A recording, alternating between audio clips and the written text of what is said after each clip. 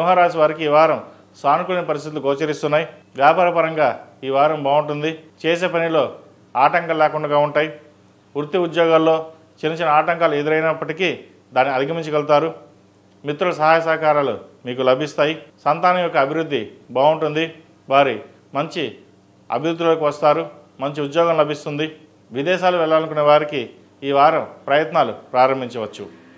అయితే ఉద్యోగంలో చిన్న చిన్న ఇబ్బందులు ఏవైతే ఉన్నాయో అవి నామమాత్రంగానే ఉంటుంది, తాత్కాలికంగానే ఉంటుంది.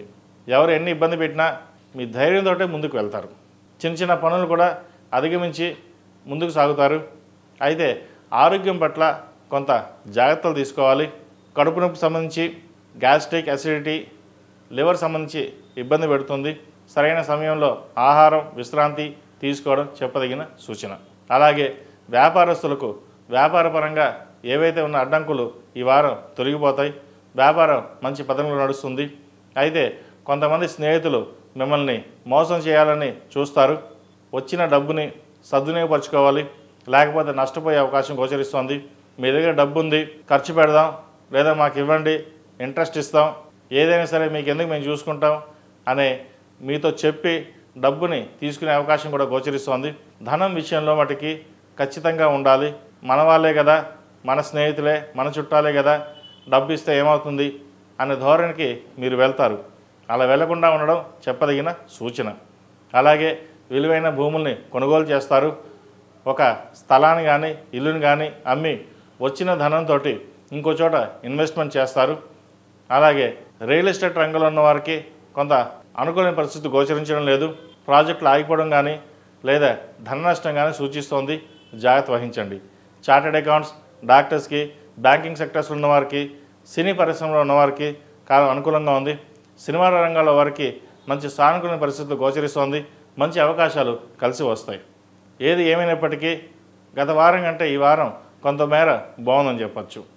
అలాగే విద్యార్థులకు విద్యా సంబంధించిన విషయాల్లో కొంత చికాకు పెడుతుంది, కొంత బద్ధకం ఉంటుంది. అలాగే ఏ పని చేసినా ముందుకు వెళ్ళకపోవడం, చదివిందే మళ్ళీ చదవడం, గ్రూప్ పరీక్షలకి ప్రిపేర్ అవుతున్న వారికి కొంచెం కష్టతరంగా ఉంటుంది. అయితే చదువు మీద శ్రద్ధ పెట్టడం వల్ల మంచి ఫలితాలు ఉంటాయి. మీ సహనాన్ని కోల్పోకుండా ముందుకు వెళ్ళడం, ఏదైనా సమస్యలు ఉంటే తల్లిదండ్రులతోటి పరిష్కరించుకోవడం, వాళ్ళ సలహాలు సూచనలు తీసుకున్నట్లయితే మంచి ఫలితాలు సంప్రాప్తిస్తాయి. ఈ రాశిలో జన్మించిన స్త్రీలకు వృత్తి ఉద్యోగాల పరంగా, వ్యాపార పరంగా సానుకూల పరిస్థితులు గోచరిస్తోంది. అయితే భాగస్వామి వ్యాపారం కావచ్చు, లేదా జీవిత భాగస్వామితో కావచ్చు, విభేదాలు రాకుండా చూసుకోవాలి. చిన్న చిన్న వాటికి కూడా కోపం రావడం లేదా గట్టిగా మాట్లాడడం ఇటువంటి జరుగుతుంటాయి. కోపాన్ని అదుపులో ఉంచుకోవాలి. అందరూ మనవారే, ఏ పని చేసినా మన కోసం చేస్తారు లేదా మన కోసం చెప్తున్నారు అనే భావనలోకి రావాలి. లేకపోతే నష్టపోయే అవకాశం ఉంది. స్పెక్యులేషన్స్కి దూరంగా ఉండండి. ఏదైనా వ్యాపారం ప్రారంభించాలనుకుంటే కొంతకాలం ఆగి ఉండడం చెప్పదగినది. చిన్న చిన్న వ్యాపారస్తులకు ఈ వారం బాగుంది.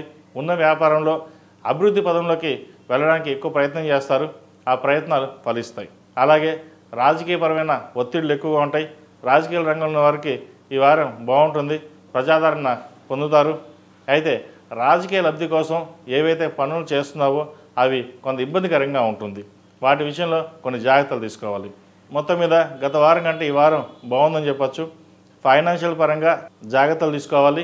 ఉద్యోగంలో చిన్న చిన్న ఇబ్బందులు ఏమన్నా సరే వాటిని పక్కన పెట్టి ముందుకు వెళ్ళడం చెప్పదగిన సూచన.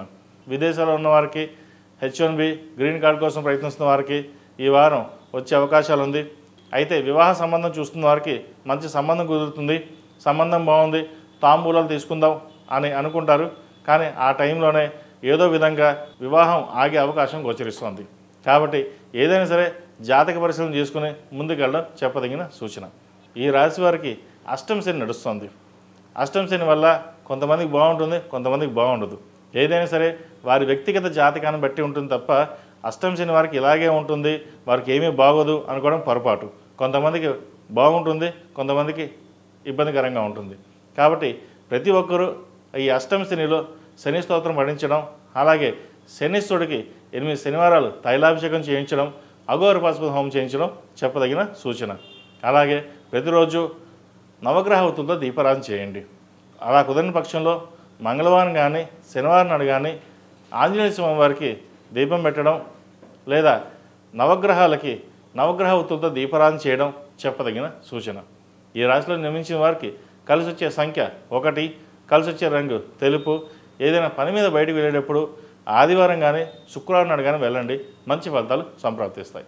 ePoojaStore.in పసుపు కుంకుమ నుంచి దేవతా విగ్రహాల దాకా అన్ని రకాల పూజలు, వ్రతాలు, వివాహం, గృహప్రవేశం, హోమాది శుభకార్యాలకు కావలసిన పూజా సామాగ్రి అంతా ఒక్క క్లిక్తో మీ ఇంటి వద్దకే. నేడే ఆర్డర్ చేయండి మీ ePoojaStore.in లో. One stop for all puja needs.